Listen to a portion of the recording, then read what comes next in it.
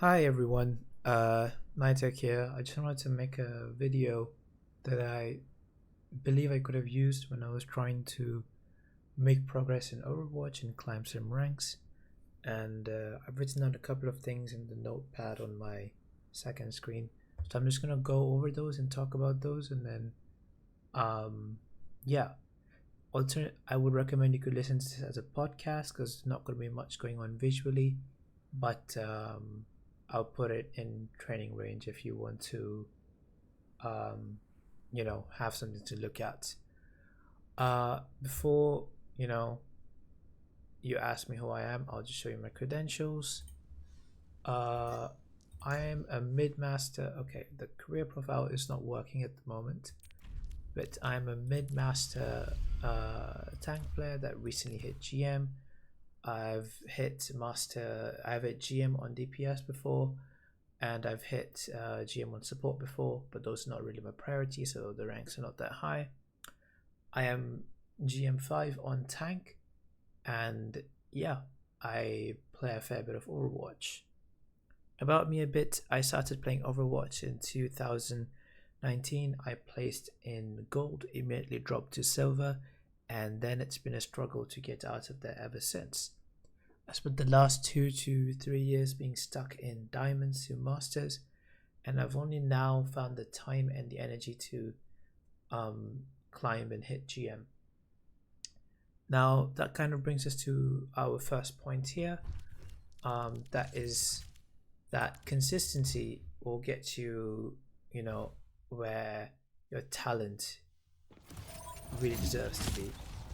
Now, the first thing about Overwatch is that you need to kind of believe that you are capable of hitting that rank. So, for example, I always thought I had a pretty good understanding of the game, right? This was supplemented by me having a relatively easier time following Overwatch League games, OWCS, so on and so forth.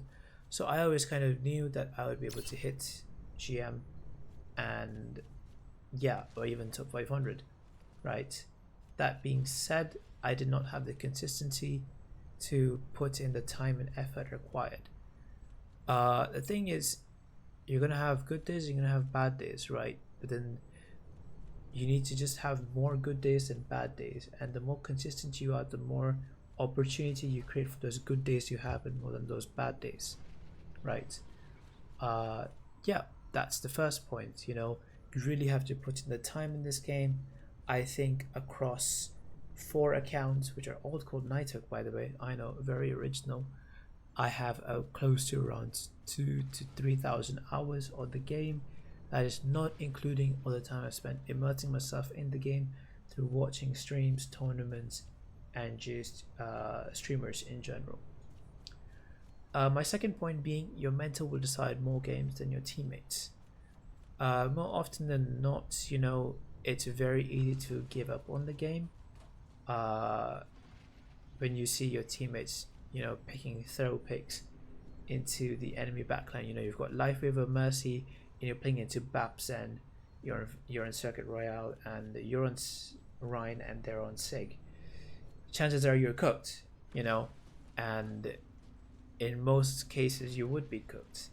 What I'm trying to tell you is that it's an endurance marathon and not a sprint, right?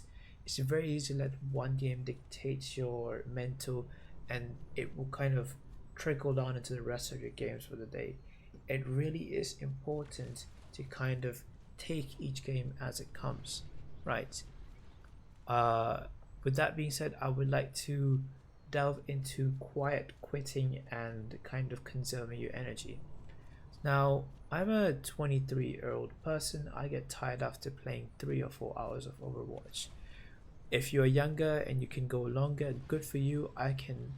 But I can feel my energy kind of drop off after the 3 hour mark, and after the 4 hour mark, I'm kind of just autopiloting, as the term would be. Now, there's 3 levels to our performance that I like to think the way that I perform. So there is the baseline level. This is the performance you put in, when you have 6 hours of sleep, which is not a lot, by the way. 6 hours of sleep, you just come back from work or the gym and whatnot, and you're just playing Overwatch. So you're not doing much thinking, you're just kind of going to the flows and whatnot. And then there's another level beyond that, and that is actively thinking about your plays, right? Which is where you actively think about the enemy team comp, think about your team comp, think about strengths and weaknesses and map geometry and what places you should take a fight and what places you should not.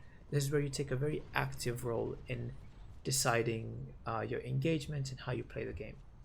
Now the final is when your ego is on the line and you really want to win that game. Now these games are very rare and they come along and they kind of remind you while you play the video game. So those are the 3 levels that I just outlined there. Now what I would say is that most people kind of stick to the baseline level, and when they're tilted they kind of drop a bit below baseline. Now what I would suggest is to always play on the baseline level, right, and to try your best not to involve emotion into each particular game, right? And if that means you have to disengage from someone, use that avoid list. It's big for a reason. Use it, mute people if you have to, but your mental is very precious, right? And it is the only thing that decides whether you win or lose a game, apart from your talent and your skill and whatnot. Yes, so that would be that. Instead of dropping down and playing worse when someone on your team tilts you or the enemy team tilts you, I would recommend playing at the baseline level, right? To just kind of go through the motions without letting it affect you. I know it's a lot harder than it seems, but it really is something you can kind of build up over time to learn to play at a baseline level and to just improve your baseline so that you barely struggle in games. Like me, for example, my baseline, a lot of times I play games in Diamond on my other accounts because I haven't been brought up to the GM level yet, and I lose fairly often in Diamond. I would even say Diamond, like high Diamond, high Plat is one of the most luck based rank scenarios in the game. You really have to get lucky to get out of those places. For the lack of a better word, I would call them a void of talent, because literally everybody is there. You will have the casuals, you'll have the wannabe pros, you'll have the tryhard racist DPS players. Everybody is there, right? And some games you're gonna entirely steamroll the enemy team, and other games you're gonna get wiped and you'll be wondering whether you just got smurfed on by a contender's team. It really is a luck-based game down there, right? And the only defining factor that you will have, the only ability that you will have to kind of control is your mental, right? So yeah, I have some book recommendations. There's this book by James Allen, As a Man Thinketh. I think it's a great book. There's also Meditations by Marcus Aurelius, and yeah, lots of books to kind of help you get that frame of mind. I would also recommend David Goggins' You Can't Break Me. Great book there.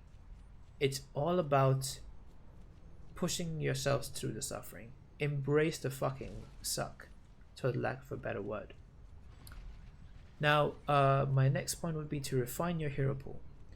You see, for the longest time, I used to consider myself as a hyperflex. I would play tank, DPS, and support. Now that's great for developing a game understanding. What it's not great is for developing a niche or an expertise in one area.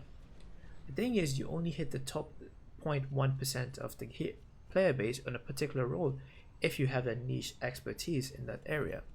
So I would suggest to pick a role and stick to it. Play tank, play support, play DPS, and even in that I would recommend sticking to what your natural affinity is, right? If you have a lot of playtime under your belt, you kind of have a brief idea of where your natural affinity lies. Are you a mechanical player? Are you a game sense player? Are you more of a game tempo player? For example, my hero pool on support, main support, is is, well, main support. I play Lucio quite well. I do not play an Ink of Mercy. I play Brig quite well. And this is because I have a very good understanding of my game sense. You could even say I am boosted by my game sense. I have mechanics for shit. I can't wall ride on Lucio, and yet I'm in the top 5% of the player base. Now that only happens when you have a good understanding of your role, right? When I play Lucio, I have a very good understanding of when to push, when to pull, when to kind of play in the neutral, and when it's time to use beat or my cooldowns. Do I have the mechanics to back that up? No. Could I probably get the mechanics? Yes. Now that'll be our next point. But what I'm trying to tell you is pick a role, pick a sub role, right? You can be main tank, you can be off tank, you can be flex DPS, you can be hit scan, you can be main support, you can be flex support. Pick a role and polish out your ensemble of heroes, right? So let's say you want to play tank, right? And tank, in the entire game, there's 3 different types of compositions. There's poke, there's brawl, and there's dive, right? Now what it would really help for you is to kind of look at each of those 3 different areas and learn a tank in that. So in poke, I would highly recommend playing Sig. Sig is a very good tank. In dive, there's Winston, there's D.Va, there's Ball. Ball is a great tank to learn. D.Va is a generational game definer with her matrix. And Winston, if you have good primal mechanics, if you are Korean, you can literally carry entire games. A great example of this is Gushwei. He's Chinese, but that's besides the point. That is what I'm trying to say, right? Understand that the game has 3 different types of compositions. Mainly in 5v5 that has changed a bit, so you have a bit of a hybrid composition now. You have the brawl with the Mauga as well. You have Ramatra, which kind of is a hybrid tank. He's got decent poke, he's great in the brawl. Yeah, you know, so do your best to kind of pick a tank based on that, or pick a hero, a selection of heroes that are suitable for each scenario, because chances are you'll come across that very often in your games. The next tip would be to drop your ego if you have to. You know, sometimes we're in the middle of a game, our teammates say something, but their tone is not the right way to say it, but they do have a point, right? If you're running Mauga into Baps and Orisa Sojin, and you're getting fucking deleted, right? Chances are your teammate's suggestion to go Orisa may not be wrong. That being said, they can sometimes come off as idiots, because let's face it, your teammates are idiots. Now, I would implore you to drop your ego in this moment and think from a logical point of view. Does their argument have any merit in it? And if there is any merit, should you act on it, right? Oftentimes we understand that their argument might have merit in it, right? But our ego prevents us to acting on it, because it would be kind of a mental defeat of sorts.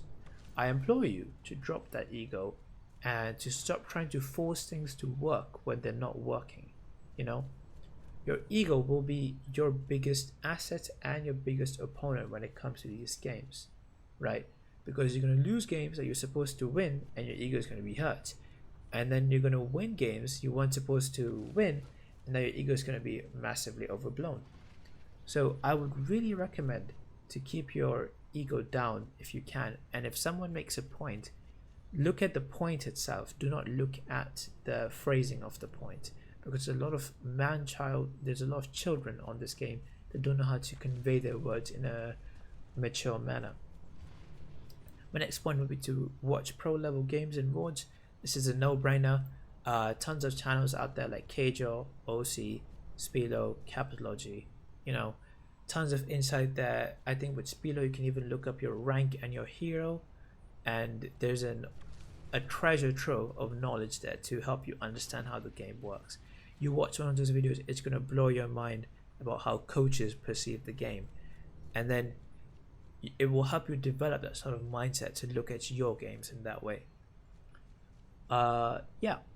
Next point would be to watch the OWCS games. Now, this is a bit of a hot take, but I fundamentally believe if you're able to follow the OWCS games on a decent level, you have a good understanding of the games, of the game on a fundamental level, and that will immensely help you out in your Overwatch journey, right?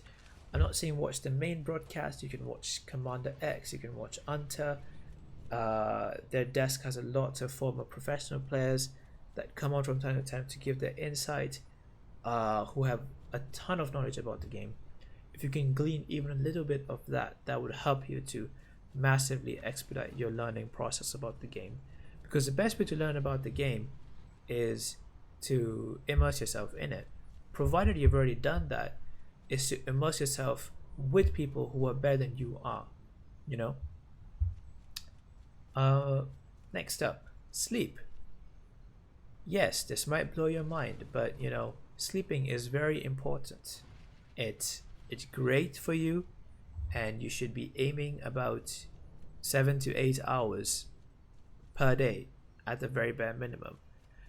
I go to the gym, I sleep about 8.5 hours a day. You can get away with less if you have a routine and stuff, but sleep, very important, right? Sleep cycles, also very important. Sleeping at the same time every day, very important. There's a whole video, there's probably tons of videos out there on how to maximize your sleep. Make sure you follow those tips and make sure you get the best sleep you can. Next thing, make sure Overwatch is not the only thing in your life. Many times we have few frontiers to push our personal development in, and especially as young adults, those frontiers can be education, those can be social frontiers, you know. But I would recommend to not make Overwatch the only frontier you're pushing on, right?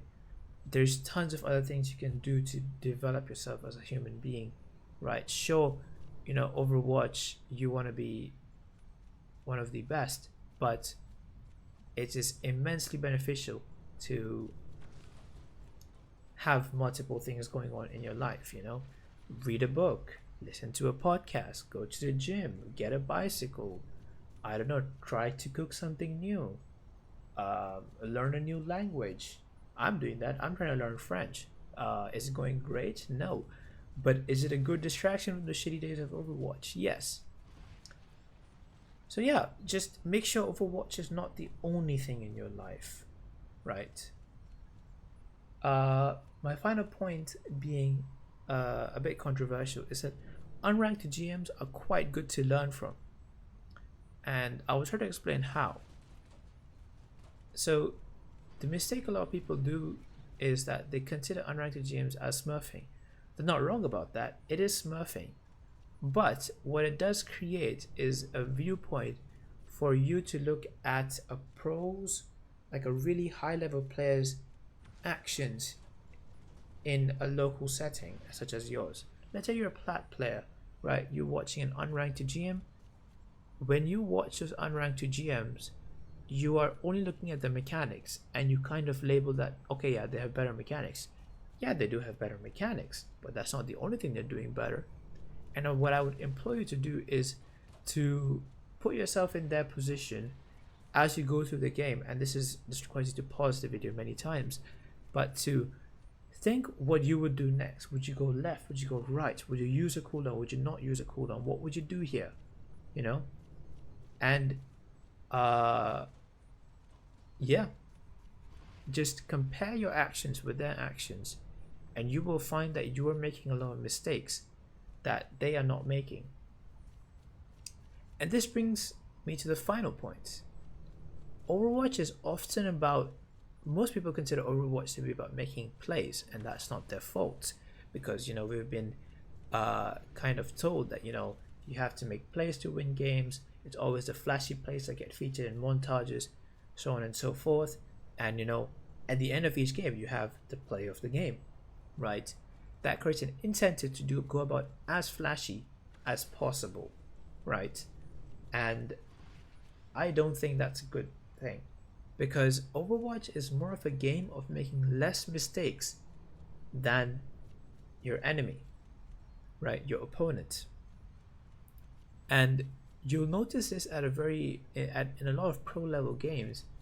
Their mechanics are fine, their engages are fine, they're even winning fights. But the team that comes out on top often is a team that makes fewer mistakes, that cycles their cooldowns better. This is not a game about making flashy plays. It's about getting the fundamentals right and making fewer mistakes. It is about winning a fight and not overextending 30 seconds after that fight, getting first picked. You know? You will win more games when you make fewer mistakes. You will not win more games if you make the same number of mistakes, but if you make more flashy plays. You know? Making and reducing mistakes. Reducing mistakes is the most important thing you can do about this game. And yeah, obviously I'm no pro player. I don't know jack shit what I'm talking about, but these are just some of my thoughts and opinions that I could have used when I was trying to get out of Diamond 1. And yeah, I would like to thank you for listening. If you have listened so far, sorry for the lack of visual input here. I just tend to get quite animated when I talk about things I'm passionate about. If you did enjoy the video, do let me know. And if you have any questions, any remarks, I would love to hear comments down below. Yeah, that being said, thank you for watching, and you guys have a good day.